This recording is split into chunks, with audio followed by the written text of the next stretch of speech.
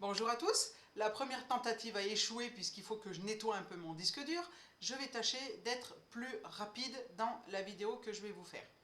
Pourquoi? Parce que hier, j'ai un jour de retard parce que hier en fait j'ai voulu faire une communication avec une chouette effraie et j'ai eu des interférences.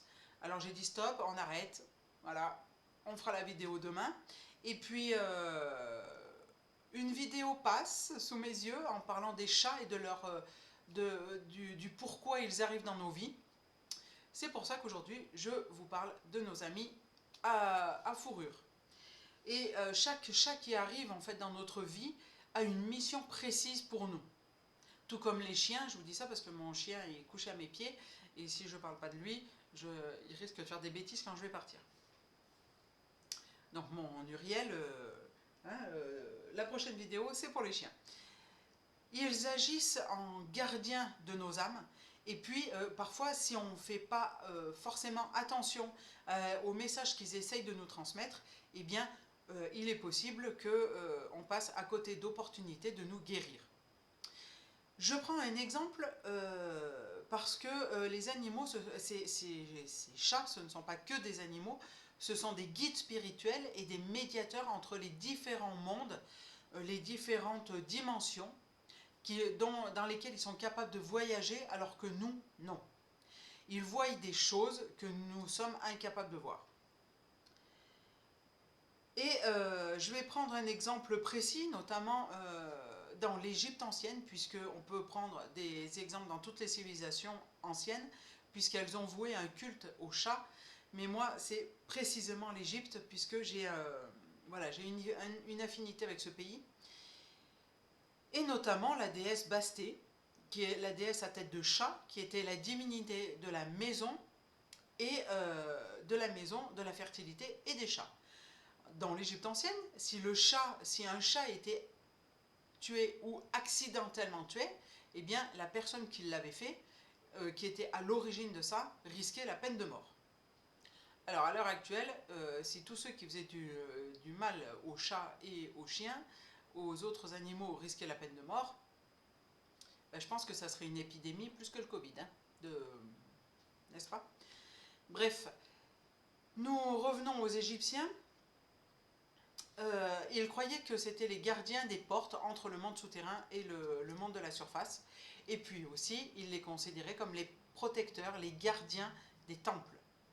C'est pour ça que dans certaines pyramides, on a retrouvé avec le noble qui était là, la sépulture du noble, eh bien, des momies de chats et de chiens.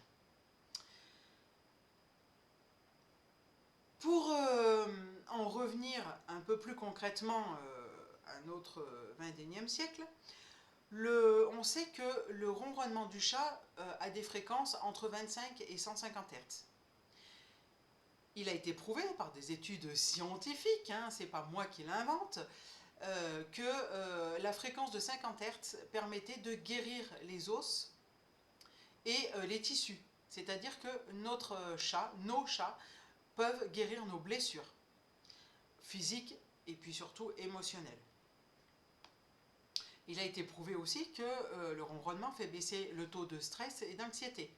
Il fait baisser les fréquences cardiaques, puisqu'il a été reconnu que les gardiens des chats eh bien, ont moins de problèmes cardiaques que les autres personnes. Il diminue les douleurs musculaires et puis surtout, quand ils vont se mettre sur une zone de notre corps qui est gonflée parce qu'il y a une arthrose, une arthrite, etc., eh bien, ça diminue aussi cette zone douloureuse. Ça soulage en fait la zone douloureuse. Ils ont la capacité de voir au-delà du voile, que nous ne pouvons pas. Et ce sont aussi des accompagnateurs d'âme au moment du décès. C'est-à-dire qu'ils sont là pour accompagner leur humain, si c'était leur humain, ou d'autres humains à passer dans le monde subtil. Et puis, ils symbolisent aussi, alors, ils ont toujours des messages de réconfort pour nous, et puis ils symbolisent la continuité, le renouveau de la vie. Quand ils prennent soin d'eux, puisqu'ils font une toilette quotidienne. Et le message ici, c'est, eh bien, prenez soin de vous, puisque c'est pour votre bien-être général. Ils ont aussi la capacité à dormir beaucoup, à faire des siestes.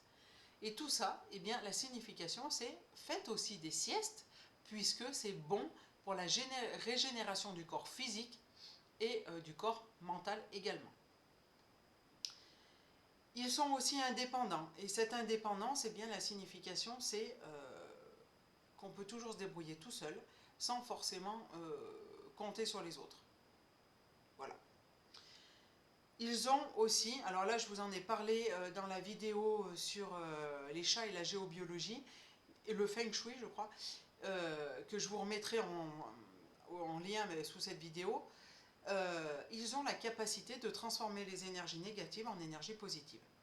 C'est pour ça que, dans la maison, c'est pour ça qu'ils se mettent sur des nœuds énergétiques qui sont nocifs pour nous, mais on ne peut pas les atténuer puisque la Terre est quadrillée par les réseaux Hartmann, Curie, etc.